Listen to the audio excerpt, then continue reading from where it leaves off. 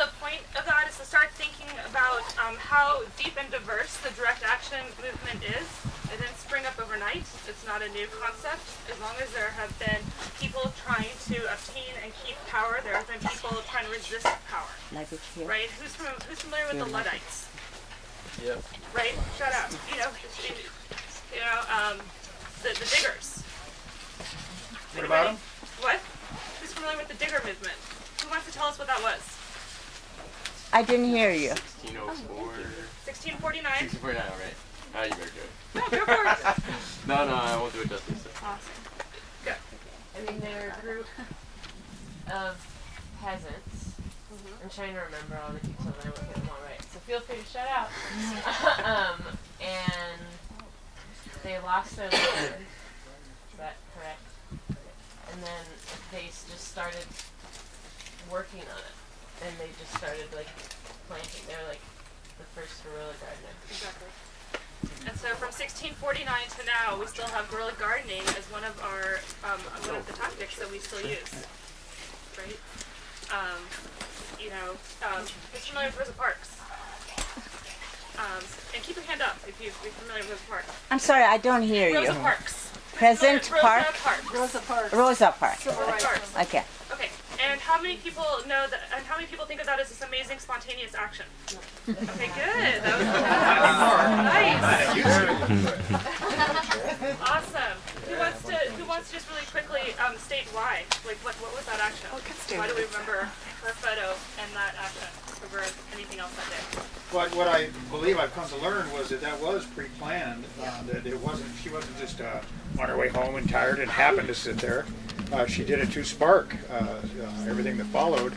The reaction to her sitting in the front of the bus, and that of course led to the Montgomery bus boycott that took over a year.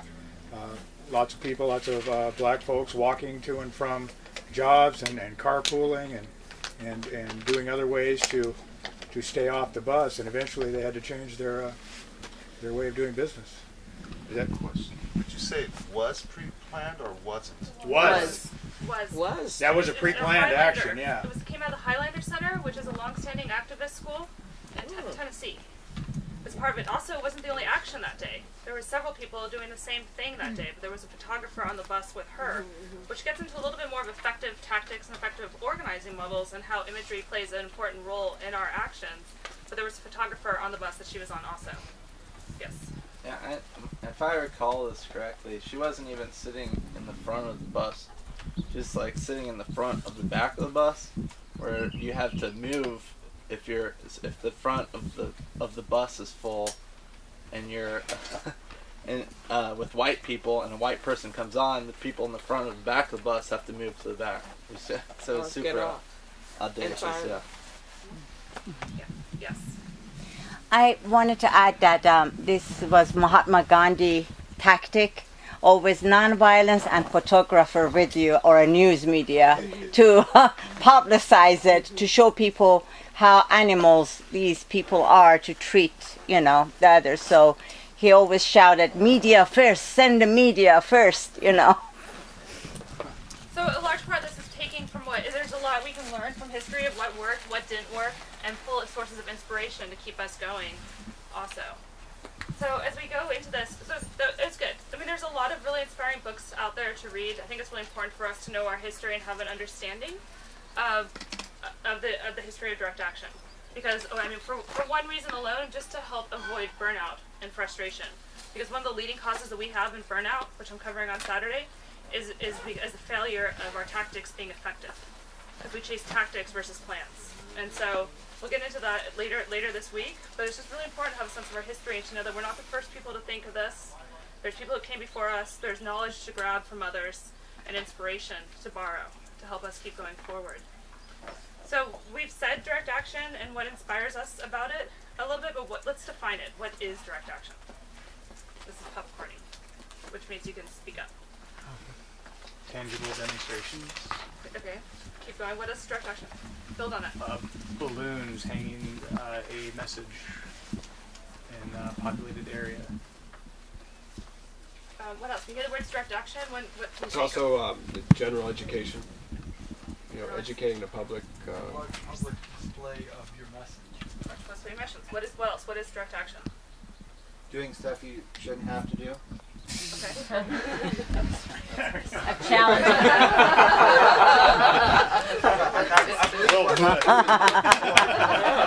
It's direct action, but a lot of people suggesting actual tactics. Civil disobedience. Roadblocks. Those are some tactics. So what is direct action? If you think about, if you were going to tell somebody that you are engaging in a direct action movement, what is direct action? It means bypassing the power relations to like go directly towards what you're trying to change. So then it's like a temporary, usually a symbolic way, but it's like if you want to stop logging on this property, you'd blockade the road, instead of going to the people who are in charge. Well, sort of, I was going to say something similar. I think it's taking action against the status quo. I mean, feeding people can be a direct action depending on how you do it. If you're calling attention to the fact that people are going hungry in the richest country in the world, there are ways you can go about feeding a bunch of people that it's an act of protest. It's bringing attention to that cause. So yeah, I think it's a wide spectrum of behaviors. It's more that you're doing this thing in opposition to the status quo, in opposition to some aspect of the system that you're fighting against. Nice. In the back. Unifying human dignity to build momentum towards your goal. Okay. 1, 2, and then I'm going to turn it off. You don't go to the next steps of how to deal with things. You just go to the mouth, horse's mouth. Nice. Okay, so yeah, these are all, I guess, just like to summarize, because these are all really good. Just like power, it's essentially like power to people and taking the initiative. I feel like legal action, you need resources, you need money, you need lawyers, you need support. This is just, okay, we have people, we have this, like, what are the resources we have, let's pull them together and make change. So it's like, I don't know. Yeah, anyways, okay, cool. Nice. Perfect. That's great. This is what I like a lot. Actions say or symbolically or directly shift power relations. But there's many more aspects to it, and everyone touched on really important pieces of it in this room. For me, I have this. One of the pieces I like to think of is there's when I get to draw the line and say enough, I'm done, I'm taking action on this. I'm gonna inhibit you from doing your daily routines. That's actually destroying the art. I was going to point out that usually you have direct action, and then we have what we call normal action.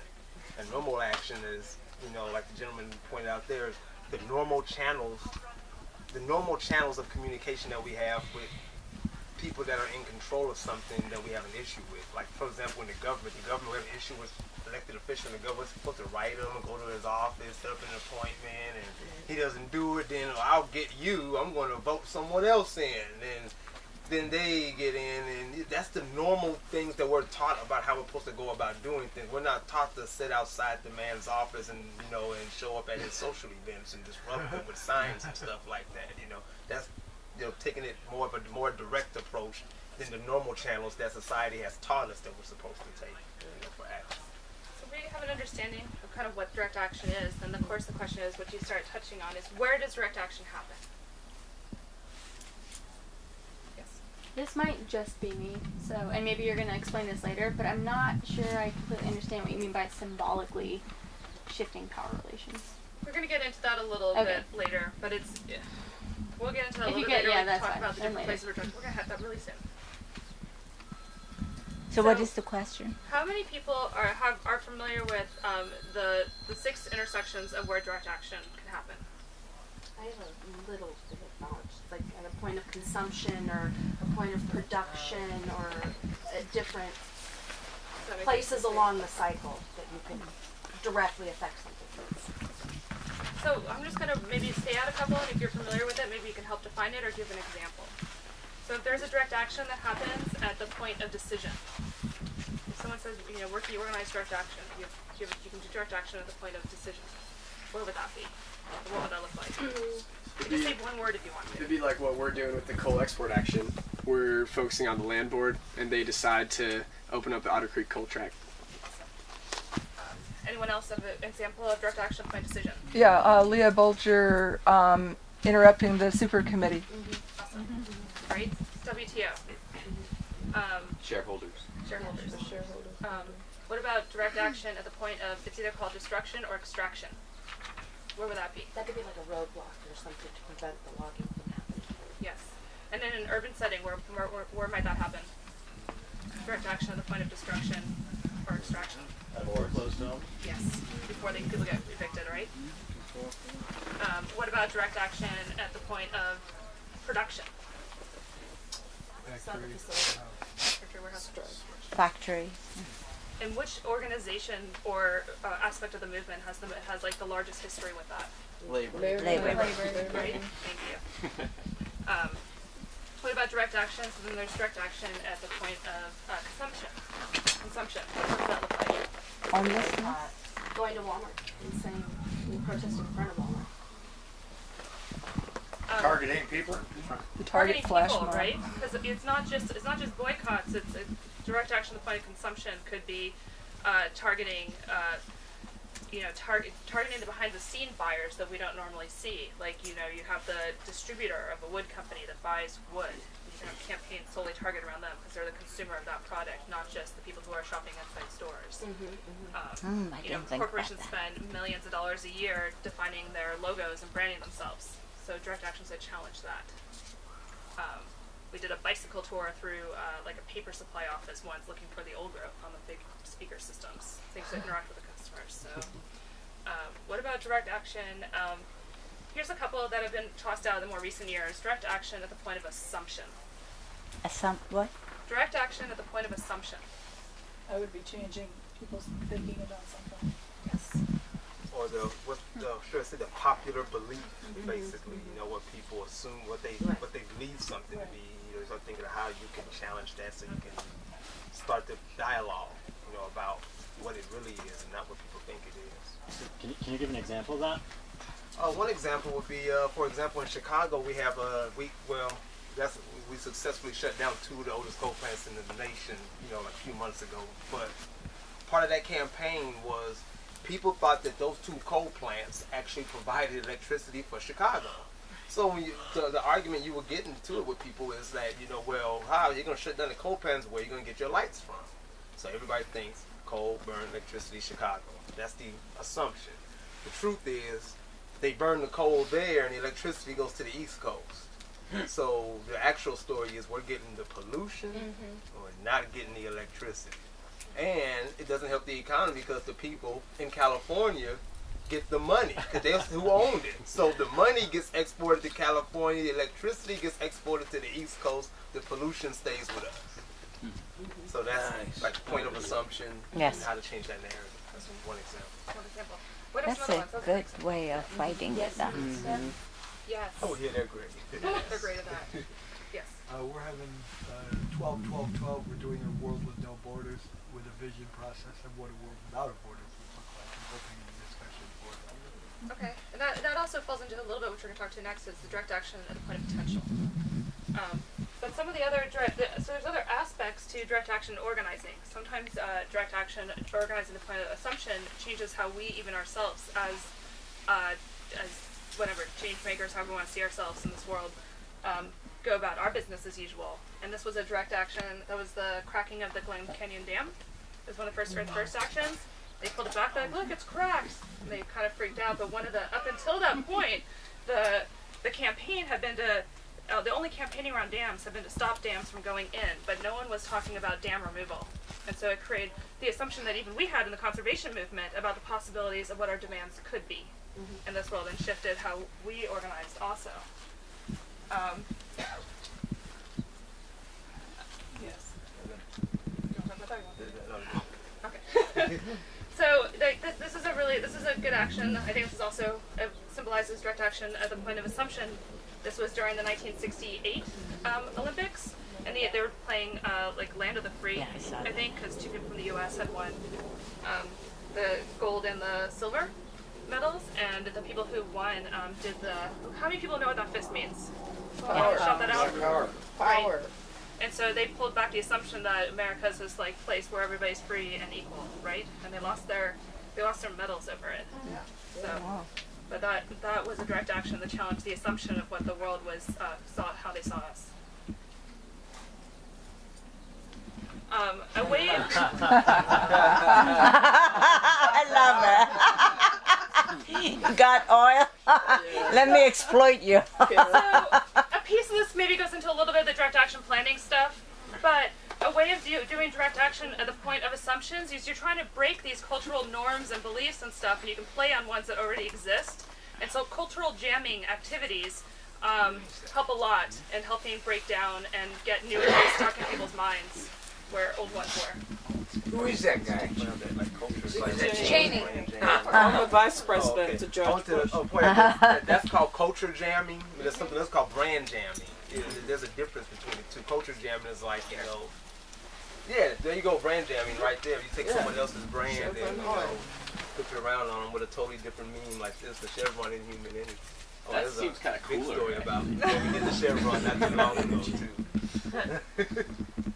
Yeah. This So, is out funny. of order.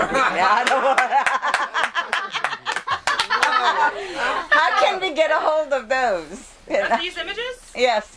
Adbusters. Can you download them? Yeah. I want those. Okay. And some of them is just really simple ones. You know, billboard alterations is a great example of What is direct this action. one says? I don't. If you, yes. What does it say? Oh, they did. There's two of these out up there. This the bank paid for one that says "Watch your little ones grow," and activists got up there and painted some fire on it and changed it to "Watch your little ones burn." Eric's got like a stunned face right now. Expression. That would have been the example I was going to give was in anti-war stuff around the build-up to the Iraq War, the beginning of the Iraq War, before it actually happened, but we knew it was going to.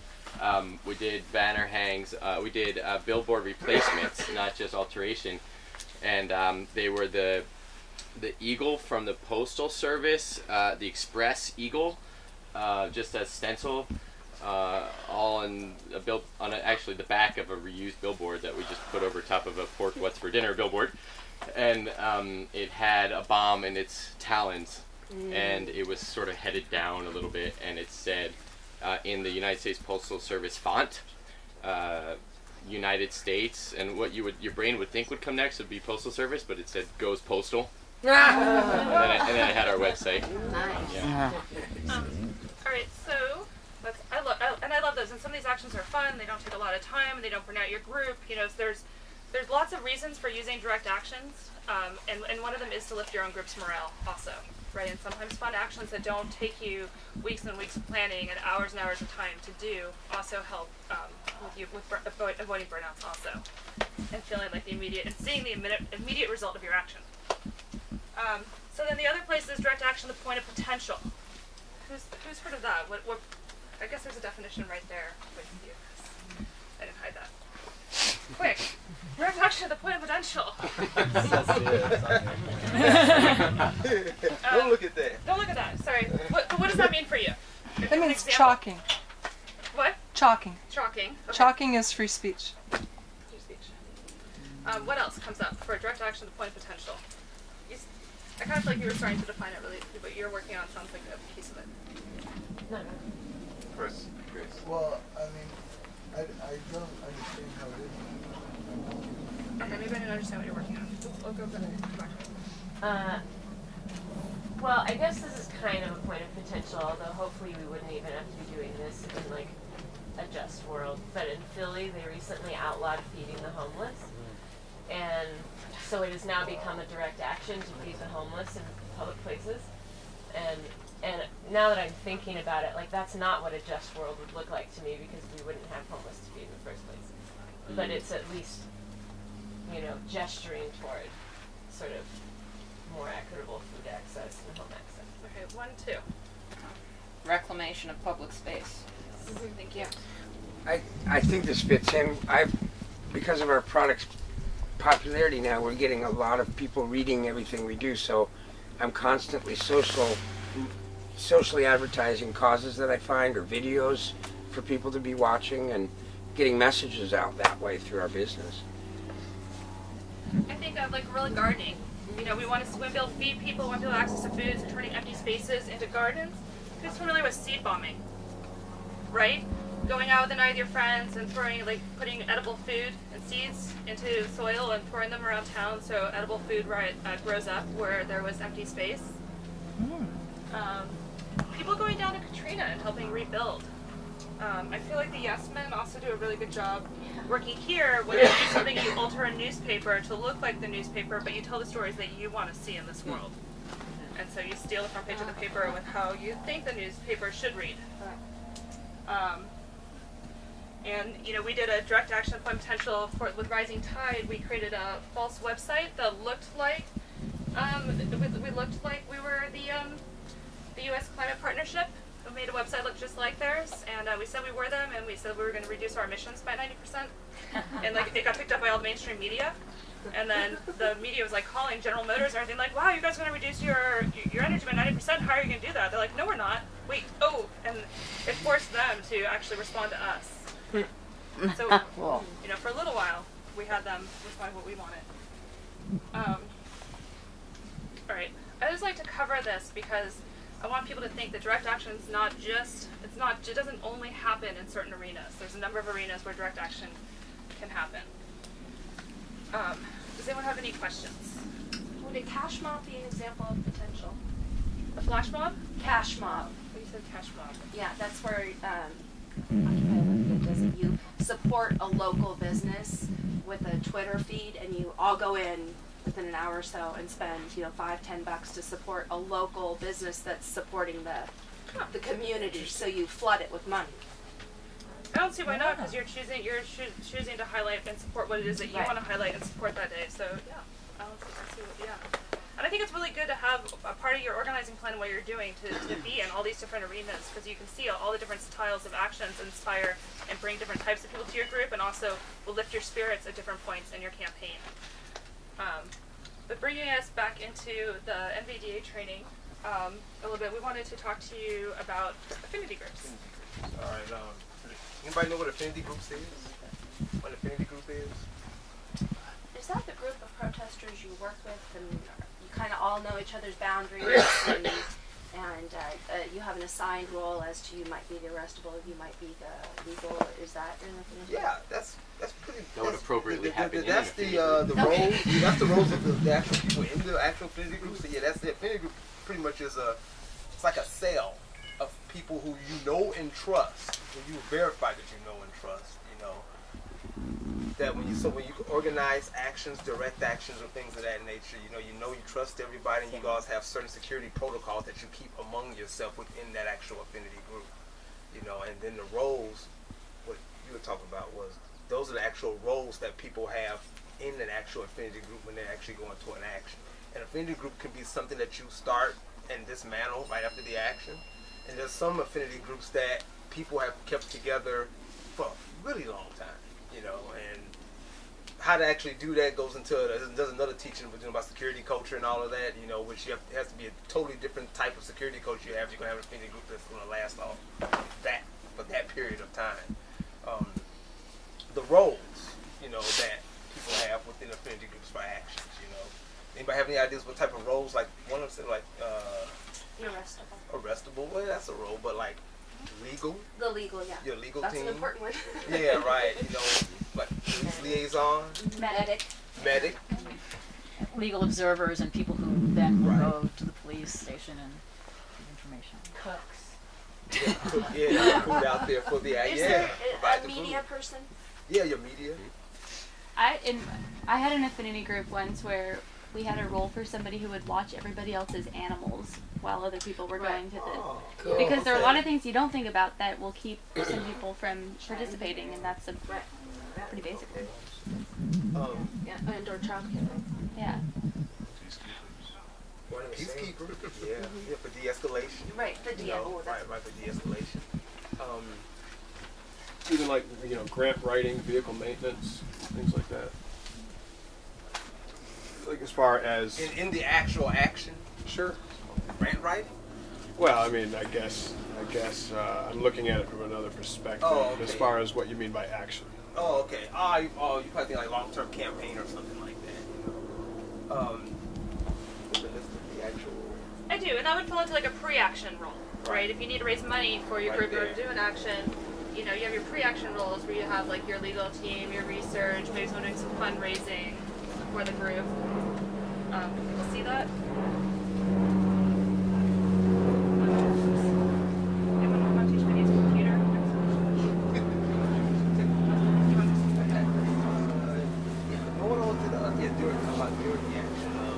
Hey Kim, is this going to be available, this presentation available online, or will you The send it? presentation is not available online, but someone wants to type it up for me. This I can email people. Like I have a list of like all the like pre-action roles and pre, post, and during action roles and stuff like that I can email out. Yeah, that'd be great. To people.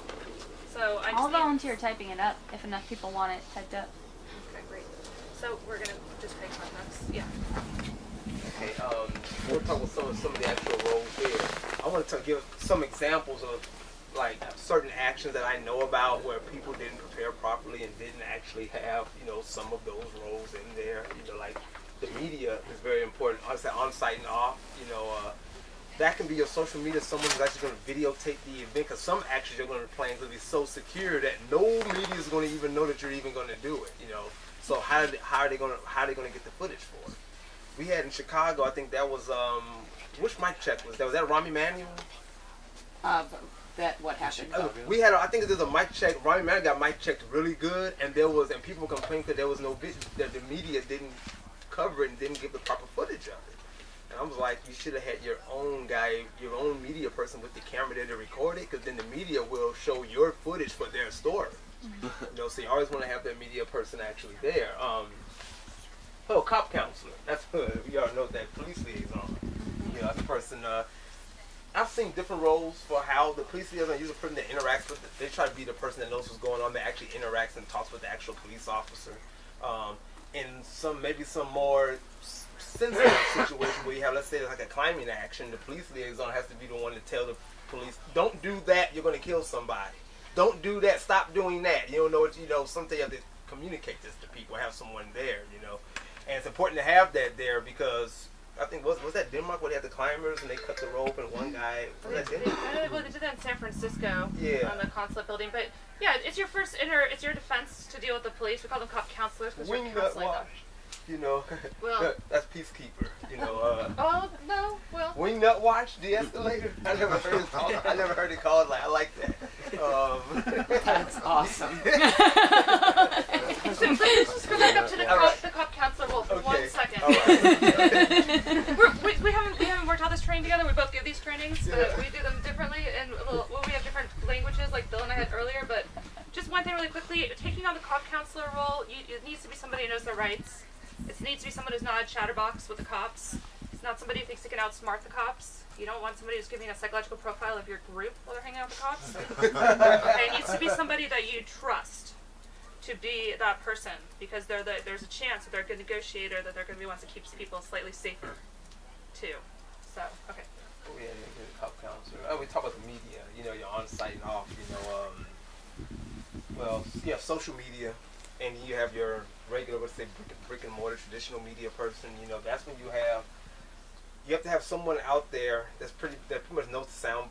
They pretty much know how to frame and message the actual action to the actual media person. That person needs to be on site, you know, and you have to. And you also want to make sure if you have that person on site, so someone who may not be that familiar doesn't give the wrong sound bite and mess up your whole action, because they will run that story.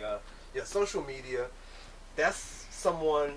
Some groups have been lacking on that. You know, Occupy, almost all the Occupies are pretty good with social media. I mean, they like kick ass on that. They have your Facebook, the Twitters, and all of that. But someone communicating everything about that action right to social media. That actually can be tied in with. I don't know if you got runners now. Yeah, it's not Your low. runners and media can. Some of that actually kind of works together. That's the person, like, as soon as you get through taking your picture and stuff, you know, that stuff is sensitive. What you have, you know, because police get your camera confiscated, all that's lost, you know. You switch your SIM cards, you have someone run that to your social media team so they can get the pictures and everything and upload it online immediately. So you can have that stuff running right away, you know. So that's how you form your own media, and that's also how you kind of get the regular media to kind of respect you, because they see that people really don't even have to go to them for anything. They can go to you all, and you have it going up live immediately right away. just on the same note of that, that's also how you get your legal defense in place too, in case what the video people record was incredible police violence or violations of rights also. That's video support. So can we just have a video support for 1 second? Yeah. So depending on where you are, we come out of doing a lot of backcountry direct action stuff. Your video support is your safety net. That's like what people will do on camera, same with any urban setting. What people will do on camera is not the same what they'll do off camera.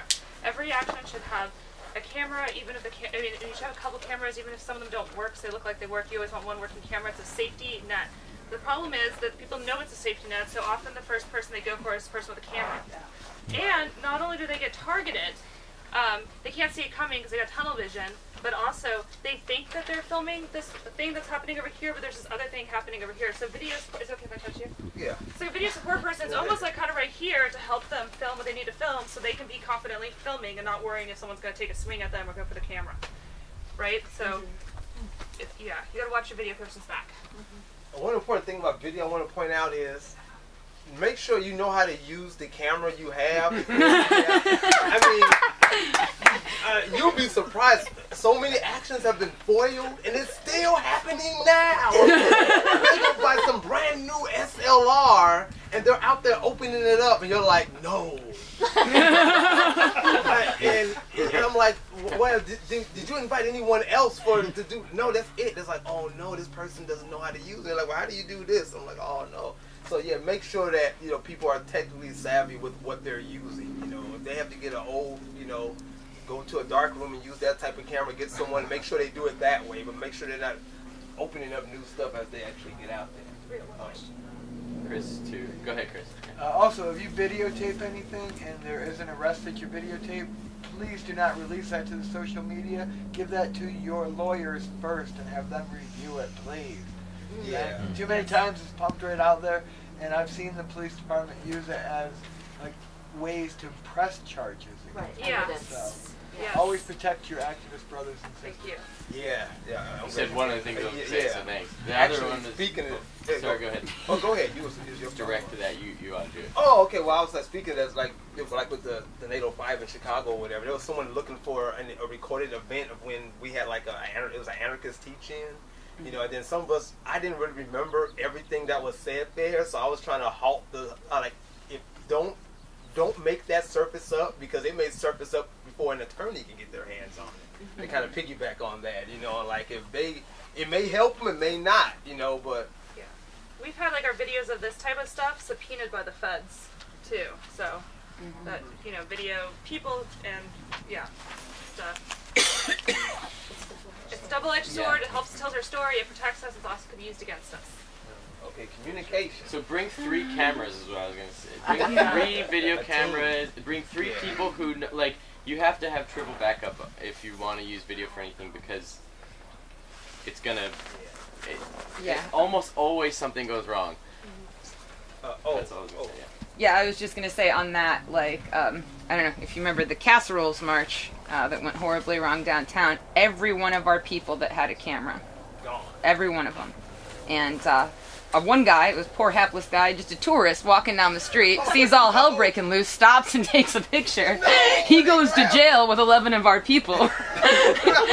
He gets out and is surrounded by 40 occupiers there for jail support. We're like, are you okay? Let me get you some coffee.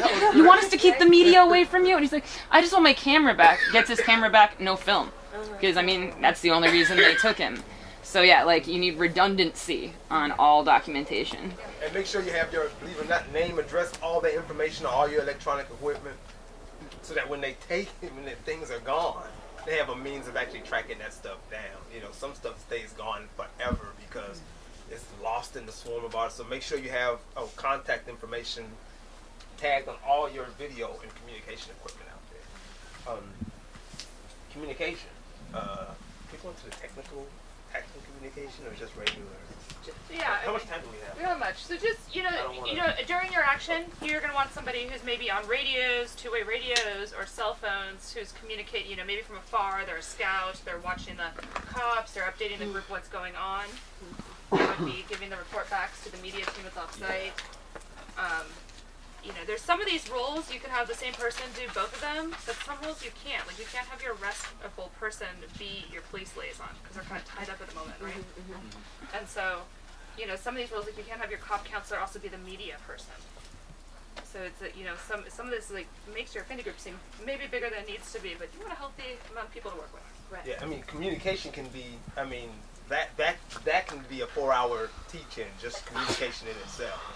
You know, and even some more advanced ones even go even. What happened? I don't know. Oh, yeah, the communication. You make sure you have someone. You can do it with either radios. You can do it with text mark. You know, I know this. I know I've talked to people that are so paranoid about people finding out what the information is. I'm like, it's just for today. Okay, if you're gonna set up text message loops, they're not gonna be able to intercept it to ruin what we're gonna do in the next half an hour. You know, you should be paranoid about your text messaging for things you want to communicate with someone over the next 10 years. Yeah, but usually for that particular action, you can set up either text message loops where you communicate with everybody that way, or you do it with two-way radios. You know, make sure people know how to use the radios too. Don't just open that up. I've seen that too. You know? And make sure, and before you leave, make sure you check the frequencies. Make sure everyone's on the same frequency, because you could be on 4, but your radio is 4.1. And then oh man, we can't hear that person. And then they're on 4. No, they're not. They're on 4.1. You know, also certain roles you have to decide this on yourself. You may want to have a different frequency for certain roles in your actual action. The reason why you want to do that is, I mean, actually, you guys want to talk to me later. I can show you an example of what I had to do, because we had all these multiple radios for people in action, and I had to keep track of who was getting arrested and what frequency they were on. Because some, you know what, had one group all on the same frequency. The police got that radio, and they're listening to the rest of the communication of that group. You know. And they also get on, like during the WTO protest, they got on our radio frequency, and they're like, okay, the bomb's in position. And we're like, okay, well, unfortunately for you, all of us during comms all know each other's voices. So we're like, nobody respond to the last thing said over the radio. Right. So everybody switched to plan B, and everyone knew which channel to go to. They know what channel it is. You know, so it's good. Yeah, and sometimes you run out of plans, like plan C, because someone else got arrested. Send your, we're getting to the scout to go around and tell everybody what the new frequency is going to actually be. Medic. You know, I guess everybody know why you need a medic. You know what I mean? Especially where they're getting locked boxes, getting dragged around, and pepper spray. You know, you gotta have someone. Taser. What are things your affinity group's medic needs to know about you? What your medical conditions are, right? Yeah. You know, if you're diabetic, allergies, right. asthma, phobias. Panic attacks. I'm dead serious. Yeah, panic attacks, right? If you have meds that you're going to need to take overnight to get arrested. Right. That's almost similar to almost with the jail support. Yeah. You know, having a list of everybody that's supposed to be agreeing to actually go to jail. You know, and then having a list of people of what their allergies are. So they grab someone, but hey, listen, this person needs this because they're diabetic or whatever. Say follow. Worker liaison. So sometimes when you do actions, you need to have like the wingnut watch is actually so the worker liaison, depending on your action, if you're taking over an office building and there's going to be a lot of workers there, it's somebody whose job it is to not ignore them or turn their back to them, but actually engage with them. Hi, this is why we're here today. You take over a log truck. Somebody actually has to talk to the log truck driver. You can't actually pretend that they're not there. So these are just pre-assigned roles that people know that who they're engaging with and what they're doing ahead of time, and so they have time to come up with their own strategy. And I'll just go right to wingnut watch because I don't think you don't. That one's new to you for us. But with the term, I know peacekeeper is what we usually use to try to de-escalate people that are like agitators, and but I like the name. Because when we're doing some of our actions are just small group actions, right? We don't have that many people, but sometimes we create spectacles on the street and people join us. And what happens is somebody comes up and they'll start talking to the media about a totally different subject, or they'll be trying to escalate. It could be a cop, they might not be a cop. And so somebody's job, actually going into your action, needs to be like, yeah, I'm going to deal with the wingnut. Otherwise, everyone watches the crazy person, and everyone's like, not it. It's like, how can we avoid this? So whether it's just somebody who thinks they're helping you and they're not, or it's an undercover cop trying to change your action, or if it's just somebody who you're trying to get your media, you're trying to do an action on foreclosures and someone comes up to talk about the fur exchange to try to get them away from the media, it just needs to be a pre-assigned role that someone knows that's their responsibility when it comes up that day. Also, it's for their safety too, because they haven't been part of your internal conversations about what's going to go down, and they could trigger a response from the police and get hurt themselves. Yeah. So it's for the safety of others. Noah, speaking of that, of the de-escalator, usually peacekeeping people have a certain skill set where they're good at doing that, or they have a certain temperament to do that. I've seen total fail, people picking people to be de-escalators who should not be in a de-escalating position. Like you have someone who just hates the police. Why do you have them as a de-escalator? They're gonna escalate it. Don't have the anti-police person as a police liaison. Same example, So I've seen even in Occupy, a certain person, I found out that it was a peacekeeper to beat up somebody. During the WTO, we had peacekeepers knocking out activists to protect the windows of buildings. It was awesome. So here's the thing: we teach conflict management. The de-escalator's role is, we can't, but somebody who's able to, find common ground, calm them down, distract them, move them along. Backcountry forest actions, it's really important, right? Because it's just us and sometimes really angry workers out there to be able to approach people, figure out where they're coming from, and find a way to calm them down so your protests don't wind up in a round of fisticuffs. So. Protest rallier, person handing out the sign. I don't know, has anybody ever been involved in something where they show up and nobody knew where the signs were at or how to actually get it? I'm going to tell you a really bad story too about someone who messed up. You know about the Home Depot action? Which one? Where the sign was left in the taxi cab. $30,000 action. I'm not going to name what organization was doing it, but they recruited some pretty serious people from around the country, from small groups or whatever, and it was going to be a huge Home Depot banner drop on this building. And no one kept track of the equipment properly. No one was given a role to keep track of that sign. And everyone's in position. You got tactical communications. Folks got the radios and all of this. The climbers are like, where's the banner? Whoops. So and I've seen even in smaller scale stuff, like I've had at actually that seems to be more important for the people who's going to ride and pick up the signs and take them back to where we keep them at. Seems like getting them to the location isn't hard, but then when the action's over, everybody runs and leaves, and then you might have someone babysitting all these signs that may not even be part of your group. They just don't want to leave. They just feel it's irresponsible to leave the stuff there. So, definitely make sure you have someone that's designated as the person to bring the stuff there, hand them out, keep track of them, and make sure that they all get back to the location. So you don't have a situation like the climbers on the building and no banner. I see a lot of fail stories.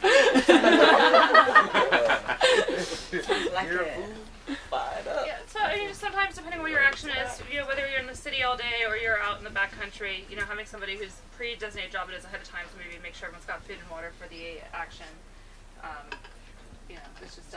It just depends on what all these roles. Some of these roles are absolutely almost every time you did them. You're gonna have if you're gonna risk arrest, you're gonna have an arrestee. You're gonna have your direct support person. Every arrestee has a direct support person, so that's always equal in numbers. You have your. I want to point out something about you. Are you going to facilitator decide that? Yeah. I want to point out something about that. All right. In a lot of my experience, that particular role is called action coordinator, but that's more of a hierarchical structure, and it seems like that person kind of lording is they're over. And even though I've been in a position where that person is still using that same frame of mindset she pointed out. I was action coordinator. She was like, oh well, that's hierarchy. And I started thinking you're right, because usually it was top-down organizations that use that particular role and even use that name for it. So. Right. So if you're working for Greenpeace or you're doing an action for some of these groups, they're going to have you can get paid to or get hired to be the action coordinator. In a more consensus-based, which is often the decision-making structure, which we will get into at some point in this camp, which is how affinity groups usually choose to work as a consensus-based model, because if you're going to go into arrest scenarios, you want to make sure that everybody is on the same page. And I'm sorry I'm talking about something without really defining it for you, but there needs to be everyone has an equal voice in planning an action. You're putting yourself and your safety on the line. You want to make sure everyone's actually on board with it, and that's how you get people committed to the action and following up on these rules. If people feel unheard and disrespected in the process of planning an action, then if their role is to bring food, then maybe they're not going to bring it, or maybe they're not going to show up that day, or maybe they're just not going to be that motivated to be the best de-escalator or dealing with the cops that day. So it's part of this process. But inside of working by consensus and having everyone have an equal voice, sometimes you need a role depending on your action. If you're taking over a CEO's office, and the goal is to disrupt the office but not get arrested. The goal with direct action is not to get arrested. Getting arrested is an unfortunate side effect of a successful direct action sometimes. And so you plan for it. You plan for getting arrested, but the plan's not to get arrested. The plan's to stop something, or say something, or to highlight something, right?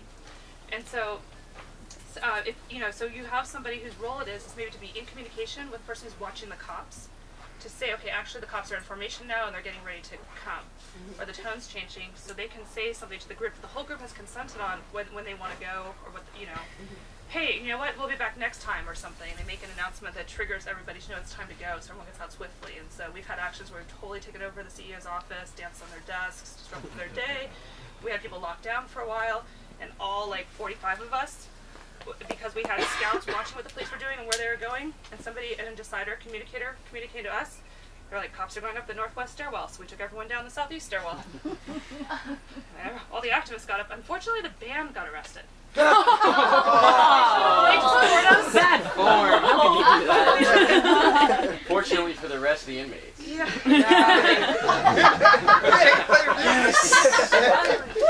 So we did have someone scout in the lobby of the hotel, of the building that we were in, so yeah, they all got arrested. Unfortunately, they got arrested. But every single activist who took over that day, did our action, got our message across to who we wanted to talk to, everyone got out, no arrest. Because we had somebody who was filling that role. We had a plan. Because when you go about planning your action, you also need to plan how you want your action to end. You don't want the cops to be the decider of how your action ends. Okay? You don't want to loiter around and wait till like half people came to support you leave before you decide to go. You want to plan. You want to come in as powerfully as you want to leave as powerfully as you came in, right? So that's where having a role like that could be really helpful. Really helpful to be like, okay, if the cops ambush us, you're in charge of like running to the safe space and we're going to follow you. You've done most of the scouting here. So sometimes the decider is maybe the person who spent the most amount of time in the forest, really knows the forest well. So, anyways. What's the role? Runners is quick. I mean, that could be the video support person. That could be people working social media. It's people who don't have another role that day. Maybe they brought the food. Maybe they were a scout. It's somebody who can actually leave the action without impacting the action in a negative way, to go get like some film to safety, or to And tell them to make sure no one's following it, because sometimes they might be going somewhere where the police would like to raid it. Oh, you talking about that? Or you talking about the raid? No, okay. So yeah, your runners, like I think I talked a little bit of that with the media person. Like when you have that person take the photos real quick, and then they take the SIM card out, give it to the runner makes it back to your social media team or your media team. Gives it to them so they can upload to Twitter, Facebook, go keep the Flickr, keep it going, give them a blank SIM card, get right back out there, and just keep swapping those SIM cards. That person runs back and forth. And also, runners also good. Oh man, we skip scouts. We skip scouts. I kind of use runners and scouts and kind of almost be in the same thing. Yeah, we kind of missed that. We miss scouts, but I use scouts and runners kind of almost like in the same thing, where I have them check out rumor control and stuff, because sometimes people say, hey, there's a bunch of black vans around that corner. People hear black vans, they get scared, Right. So then everyone is thinking that there's a bunch of black vans over there, and they're thinking Secret Service, supposed to get snatched up, thrown in the back of trucks, and then you have to send that scout over there, or you're running, they'll check that out, and they go over there's no black van. Who said that? So sometimes you have little people trying to agitate and run you. And that's where that's some of the good roles that scouts come in. I use scouts and runners. Usually we have like scouts on foot, scouts on bike, and some people even do like scouts in cars, But they pretty much are going to be communicating with your communication team too. They're going to be rotating and roving around throughout the action, and trying to keep an eye out on things, to try to also communicate. So actually communicate to everybody about what's going on, so that people can start making decisions about what they want to do. If you know that if your scouts find out there's a bunch of horses coming down this street, they can relay that to another scout close to you, and then you all can determine if you all want to move that march somewhere else. You know, and police do not like that type of communication. That's why if they can figure out where, if your scout's going somewhere up loading off, you know, photos, they would like to find out where that's going on there, so they can run in there. They'll bust it, raid it, nobody will get in any trouble, they all get let go, but it's just a pain for that to happen. Legal team. So for legal team, we're going to do a Know Your Rights training on Wednesday, I think during lunch a little bit, but here's just really bare bones. Your jail support person, it's key. Sometimes you need 2 people. You need someone on-site and off-site whose role is jail support depending on the type of action you're doing. Jail support off-site has everyone who might get arrested that day. If you think it's likely there's a chance to get arrested, they have their first name, last name, social security information, their food allergies, who needs to get called if they get arrested, do their cats need to get fed, do their dogs need to get fed, everything that person's life needs in order to function the next day. That's jail support has that information, so people who get arrested on our campaigns are actually supported and feel like they can spend a day in jail and know they can do jail solidarity because they know that their houseplants are going to get watered. That person has that information. That person has 2 really good skills. One, it's off-site. They have a landline, because it's the jail support number everyone's going to have in jail they're going to call. The important skill they have is they're not a flaky person that loses things. Okay? They're not going to take that list to the coffee shop and leave all that detailed information someplace. Right? That's very sensitive information. It needs to be a person in your team who you trust. The second skill that they're good at is they're good at negotiating with police also. Because there's this myth that you get the right to a phone call right away. And so the jail support person should get a phone call from the team saying everyone's been arrested. And that person starts getting on the phone and proactively starts trying to track you down and find out where you are and what your charges are and tries to get a hold of you also. So you're getting somebody coming from outside as well as you're trying to reach them once you're in jail too. And then you have a jail support person on site. And this is mostly a strictly backcountry actions if you're doing forest defense in the woods or in rural surroundings, because they have a tendency to put us in cop cars and drive a handful of miles down a gravel road and let people out somewhere. Oh. And so, so people don't always make it to jail. So if you're in a more rural setting, we have people follow the cop cars from a great distance. Do not tail the cop car. We had jail support people who got arrested for following the cop cars. Like jail support, right. Don't tailgate the cop cars. Give them space. Look like you're going your own way. But we also had the cops got lost because we had out-of-state cops arresting a bunch of our minors, and so they couldn't actually find the jail. So luckily, the minors were savvy enough to negotiate everyone getting unhandcuffed in the car if the cops that wanted directions on how to get to their hometown jail. So it's always, if you're doing more rural actions, it's good to have someone who can follow the cops to make sure your people are actually going where you think they're going. Yes. You know, when we were doing October 2011 in Washington D.C., actually a bunch of senior citizens leading the direct action because they wanted to get arrested and get in the news that they got arrested, and that was really cool. You know, we really liked that. You know, like to make a news out of that what the cops did to the senior citizens. You know, so. You know what? Speaking of legal observers, using people for like jail support. Now everybody fills out a form or whatever, so we know all your information of the people who have agreed to be arrested. Yes. You know, versus your non-arrestables and your arrestables. Now, what becomes a nightmare sometimes is all of a sudden, like, you got 60 arrestables and 10 people got inspired. Yes. You know? Right. And now they are now being arrested. So if you have a code that the legal observer can, it's not someone getting arrested, so that person knows that we have you on file. You know, if someone says does not respond in the right way, then the legal observer can try to get as much information of them as possible then and there. So then when we're doing jail support, we don't leave. You know, after. Wait, and the other side of that could also be your de-escalator. That's like, that's great, you want to get arrested with us, however, right now, but it's not necessary. Yeah. Right now, it's not necessary because you getting arrested just adds one person getting arrested. We've already stopped, shut down, or blocked. And so, why don't you come to our next meeting so we can talk about how your arrest could be most effective? Right, we need some more greens. Yeah, right. So, you know, like, I know people get caught up in the moment and they really want to get arrested. The question is, why do you want to get arrested? Are you stopping something? Are you making a statement? Is it going to be an effective arrest? You know, because it's always nice if your arrests are effective, and if you can actually do an ill intervention and stop somebody who gets really excited in the moment from getting arrested, try to get them to your next meeting instead so they can plan a more powerful action. That's, I mean, I think they might not understand you in the moment, but I guarantee you in a few months they will thank you. And then let me just think, your legal team, just really quickly, legal is a before action also. You need to actually go through the phone book and call lawyers and ask them if they would be interested in being pro bono lawyers for your group. Like, that's just, and then ask them if they'd be willing to help. You know, don't wait till the end to find your lawyers. Start reaching out to lawyers ahead of time to see if they'd be willing to work with you. Or if the National Lawyers Guild is in your area. Yeah. Are you going to post? What? Are you in the post office? No, I'm just reading. So, all right. Are there any questions on? Those are like the basic rules. Like if you're planning a direct action, you're going to take over a street, you're going to take over an office. These are some of the rules that you would want to think about having in your team, right?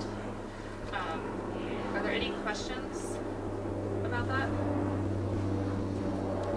Can you see where some of them are hold trainings in themselves? A little bit, right? What I do want to say about affinity groups, and I can't remember who said it really well earlier, and they said it about their medics, but affinity groups should take the time to get to know each other and get to know each other's fears and their triggers and their strengths and weaknesses, so the affinity group itself can become a stronger unit.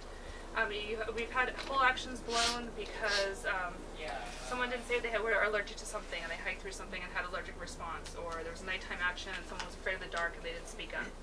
Or I'm a very good police negotiator post-coffee. Not pre-coffee, but my time's not. So, you know, it's like, you know, your affinity group should know your weaknesses and your strengths and your triggers and be able to help each other and help each other grow so you can help push your boundaries. Because we need to be risk takers. We need to grow a movement where it's okay to take risks, and we need to support that. And so part of that is, you know, taking the time to really help each other through our fears and our boundaries. And then another major role inside of all these roles is the buddy system. And so you've built your affinity group, and you have this team of people, this group that you're working with on these actions. You have to have a buddy system inside of that. So who's familiar with the buddy system? You're going into an action, always have somebody that knows where you are, stay together, work together, don't separate. Each one's got each other's back. How come? Anybody? For safety. Thank you. For safety. It really sucks, and I speak from experience, when you have to call search and rescue for your own people. Or you get a phone call 2 days later from somebody who showed up at your action and you didn't even know, but they found your phone number because of the group that you work with, and are saying, like, I've been in jail for 3 days and nobody knew. If they have a buddy, their buddy knows what happened to them. So the rule is if your buddy's in front, they're in charge. It's like follow the leader and you're 5 years old. If they're 1 foot ahead of you and they run to the left, you just run to the left. You don't sit there and like pitch a fit about where they're going. And so your buddy is there to help to make sure that you can keep track of your whole group. You know what I want to also add? I forgot someone brought up a role that's like not up here, because depending on what action you're doing, there's other roles that are unique to that particular action. Yeah. You know, like I know, like like climbers. You know, or like the one with the, you know, I know some people like to go, like they take over a certain part of a building, and security wants to like close the door, and there's a role we have of the door holder, where you have the people standing there holding the door like this. Security can't close it, so all your people can go brush in there. Like a gate watcher. Yeah, that's a separate role. I forgot somebody's name. It was few, but something depending on the action. Just make sure that you have someone designated for that, and you're not borrowing. You know, hey, video support, we need you to hold this door, man. You know. Yeah, right.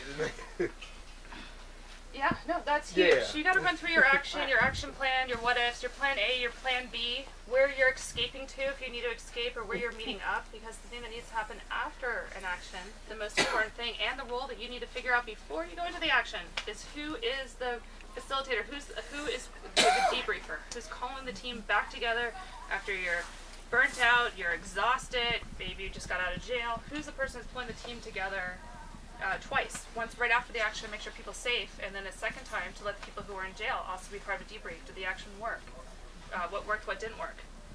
If we do actions and we don't debrief our actions, we never grow, right? We don't know how to grow and improve if we don't do a critique of our own actions.